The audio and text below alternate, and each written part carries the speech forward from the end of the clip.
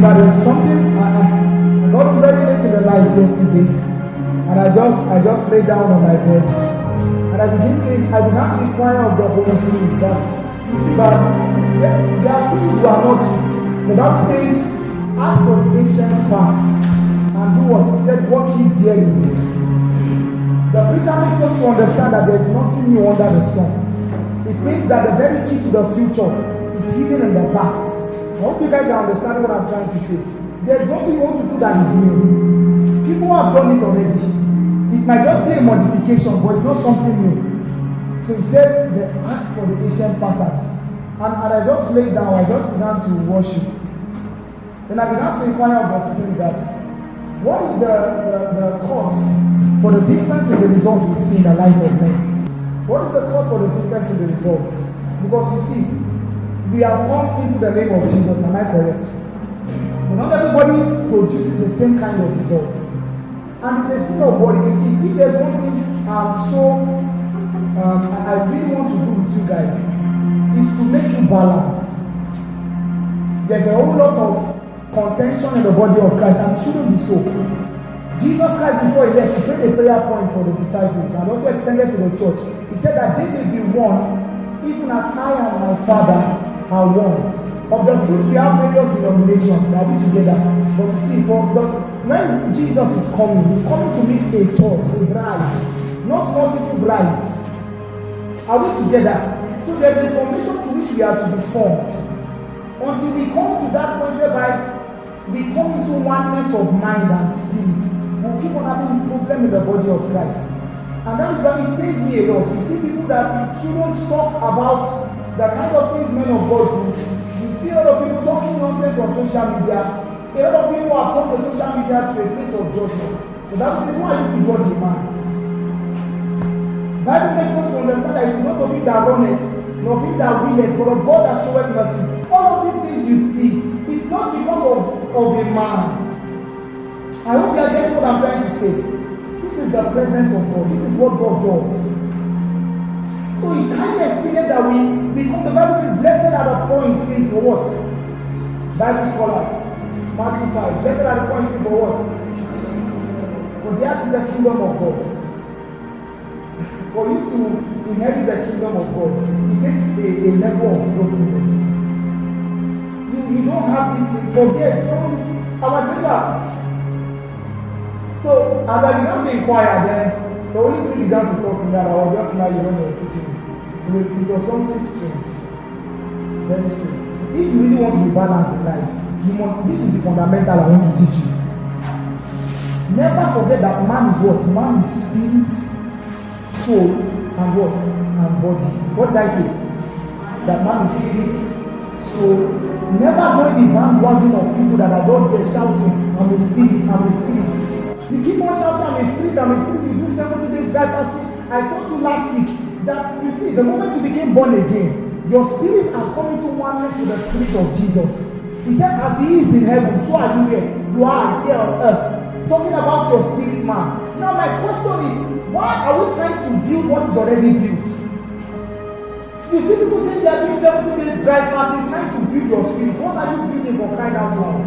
Your spirit is built. What needs to be built is your soul. That your soul will come into conformity to what your spirit has become. In the sight of God, you are already blessed. I hope you know. So that's what I'm saying, until you understand that there's a balance. The people in the world are just saying everything is carnal, everything is physical, and the devil keeps on looking at everybody. You keep on shouting, I'm a spirit state. You keep on saying everything is physical. He can't do anything to your spirit because you're already in oneness with Christ. But he knows he can do something to your soul. So you do 30-day dry fasting, trying to pray against lust. And the moment you come out of that dry fasting, a sister will just come, just give you an eye, and the next thing you don't know, your brain is already turned upside down. Is it not somebody that spent 30 days with the Lord? What then was the problem? Because you are trying to build what is already built. What you should spend time building is your soul. That your soul will come to the realization. That is why the scripture will say, let the weak say I'm strong. God is not lying. From his realm you are strong. So you keep on saying it so that your soul will come into that realization. So I keep on saying I cannot be broke. Physically I don't have money. But Until you understand this thing, we can't go far. I hope you are getting it. I'm trying to give us a balance. Hebrews chapter 2 makes us to realize something. The Bible says, and one in a certain place said something. He said, what is man that you are mindful of him? What is the Son of Man that you visited him? He said a lot of things that you have made him a little lower than the angels. He said you have placed everything under subjection to him. That is the realm of God. Everything is under your feet. But the apostle makes us to realize the next thing that he said, but yet we do not see everything under his feet. Is that not what they call oxymoron in literature? You say something is under somebody's feet, and then you are saying something is under his feet. It's looking very paradoxical. When they tell you more is less speed, I'm in a rush to go somewhere, I'm telling I should be slow. How can I get there on time? Yes, the wisdom is trying to communicate. In the realm of the spirit, all things are already under subjection on your feet. But in the realm we find ourselves, it is not so. Are we together, guys? So until you are able to understand this balance, you will be shouting, God has blessed you, God has blessed you. And yet in the physical, you don't manifest it. And then you now begin to look and say, God is a liar. The Holy Spirit gave me an analogy to use to explain it. For those of you that, I'm sure everybody has a phone. Even if you don't have a phone, you have seen a phone. You have seen system. When you want to do a spreadsheet, Microsoft Excel, you don't have Excel on your system. You download Excel, are we getting it? You download Microsoft Excel. Now, once you download it, I hope you know that Excel is already in your system. Help me now. Once you download it, it's already in your system, but the same thing when you download a particular application on your phone, immediately it's already on your system. Are we together? But my question is, because you have downloaded it, does it mean it will start working? No. The moment you download it, they will show something, install. So you have downloaded it, it's already in your system, but it's still not fruitful to you. So the next thing they say is do what? Install. Then you install it, the thing installs on your system, but it's still not fruitful. Then they say what? Run. Have you not seen it? When you click, you say run, or don't you want to run? So once you click run, the system begins to work. It's the same thing with man. See, media, please, I want you to get this thing down. I wrote something down here as the Holy Spirit was saying it.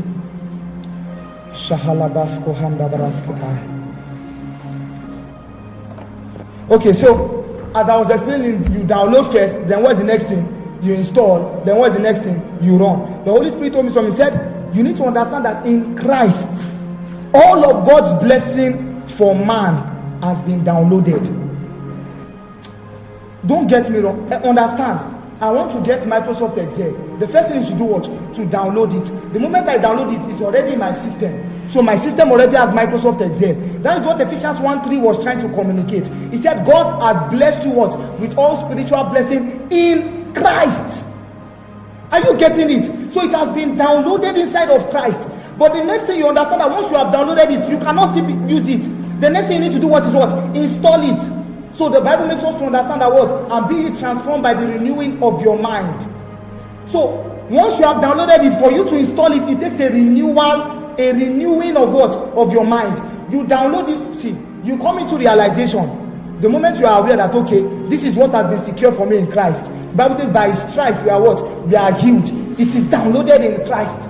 So it is a reality. But you are saying you are healed, but yet you are feeling pain. Because it's the same way you can download a software on your system, but it's not still working. Are we together? So the next thing is to install it. How do I install it? By the renewing of my mind.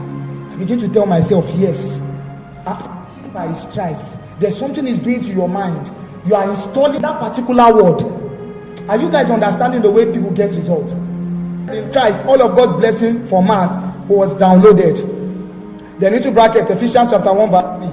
And now, however, it takes the renewing of the mind by the word to install them. So we know they are downloaded in Christ, but it takes the renewing of the mind by the word to install them. Then lastly, you do what? You run them. So now that it has been installed, it's already there. But you can install a computer software, but yet it's not giving the result you want. So what is the next thing? You launch it, or you do what? Or you run it. And how do we run? It's by work. Let's open to Acts chapter 3. I've not started my message. I just want to understand the reason why you are not getting the results you desire. Because you have come to the awareness that this thing is in Christ. You have not lied. But you need to understand that after you have come to the awareness, you need to do what? Install it into your soul. Let's also come into realization with that same fact. Then after that, you do what? You run it. Acts chapter 3. Because of time, we might not be able to read everything. Acts chapter 3 was talking about a particular story. Talking about Peter and the man at the beautiful gate. How many of you remember that story? You guys remember that story? Acts chapter 3, talking about Peter and the man at the beautiful gate. Now look at something that Peter did.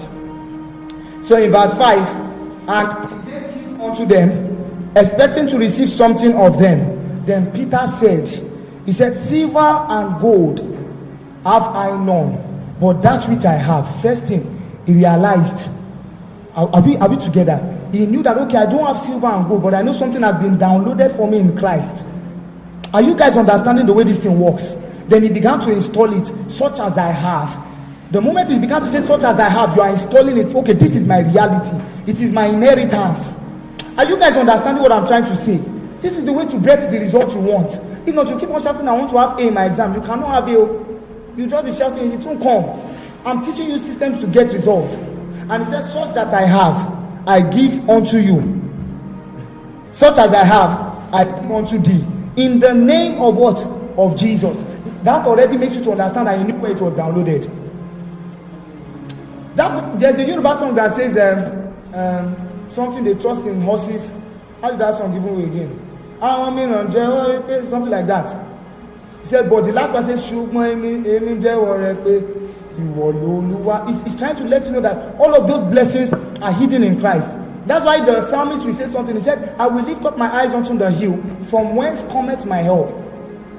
It was a question, so anybody can feel it. But we need them to understand that my own help, it comes from where? From the Lord. I realize where it has been downloaded for me. I go there, I install it, and then I run the program.